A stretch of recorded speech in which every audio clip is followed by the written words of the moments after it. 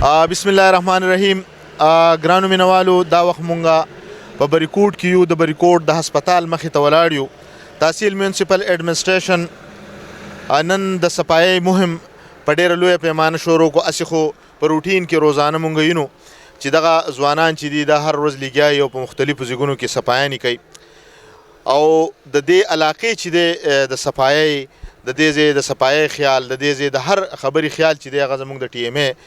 ذمواري ده. هغوی په خپل انداز چې دی چې څومره د هغوی وسایل دي په هغه انداز باندې هغه خپل کار کوي. د ټي ام اے روح روا او د دې علاقې زویم چې هغه که د ټي ام اے مونږ ووایو چې هغه مور و پلار دي، ایاز خان زموږ سره موجود دی. او ایاز خان د دې ټي ام اے دپاره خپل وخت ورکړی دی او هغه همیشه لګیایي چې یاره د علاقه صفایي، په دې علاقه کې امن و امان وي، د دې علاقې هره خبره هغه په خپل سر اخیستې ده. او مونږ ټي ام او صاحب ته هم ډېر انتظار وکړو، کیدای شي راهم شي، خو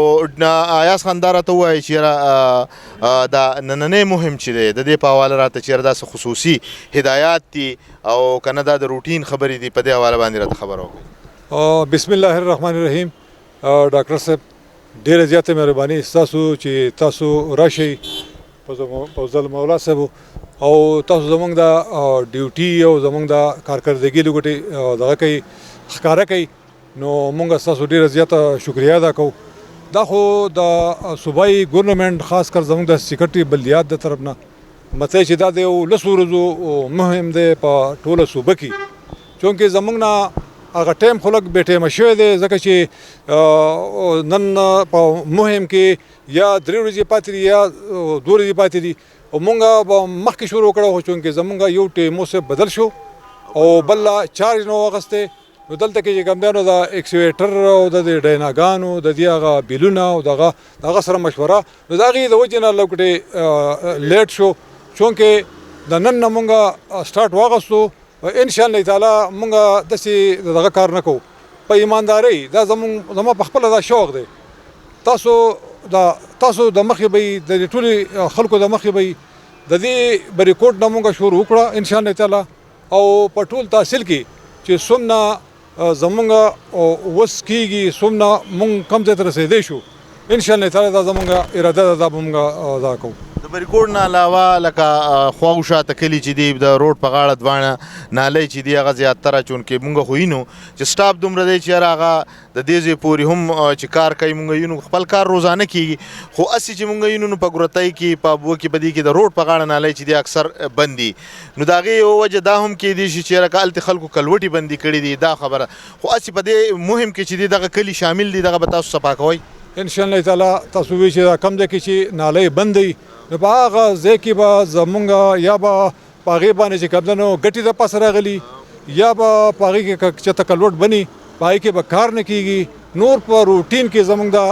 انسپکټر صاحب لګیایي دی ورسره دی د هغې نګراني کوي او مونږ ورته چې کوم دی نشاندهي کوو، هغه کار روان وي. بلکې په دې کې زمونږ په تحصیل بریکوټ کې چې څومره کلي دي ان شاء الله تعالی ټولو ته به مونږ رسو او دا به مونږ ان شاء الله شور کوو. ظفر علي چې دی هر وخت مونږ وینو دی د خپلو ملګرو سره انسپکټر دی، خو دی ډېر زیات په مینه او محبت باندې د دې علاقې خدمت کوي. مونږ دته خراج تحسین پیش کوو. ظفر علي صحیح نه دا صفایي مهم چې دی په دې حواله باندې چې یاره نور به څومره کوششونه وکړي چې د علاقه مکمل صفا شي. یاره چې زمونږ د وس مطابق چې ان شاء الله زمونږ نه څومره کیدای شي، نو ان شاء الله چې په دې علاقې کې د صفایي زون زمونږ نه کیدای شي یا به مونږ کوو. او دا د صفایي د مهم چې کوم روان دی دا خو د ثابت تحصیل لپاره دی. ان شاء الله په دې 10 ورځو کې چې زمونږ نه څونه کیدای شي او کم ځای ته رسېدی شو، نو مونږ به ان شاء الله هغه پوره کوشش کوو چې یاره دا صفایي وشي او د خلکو دا مسلې حل شي. حاجي کتونکو لکه څنګه چې تاسو د دوی د عهد او د دوی د مینه او محبت د خپلې علاقې سره ولیدو،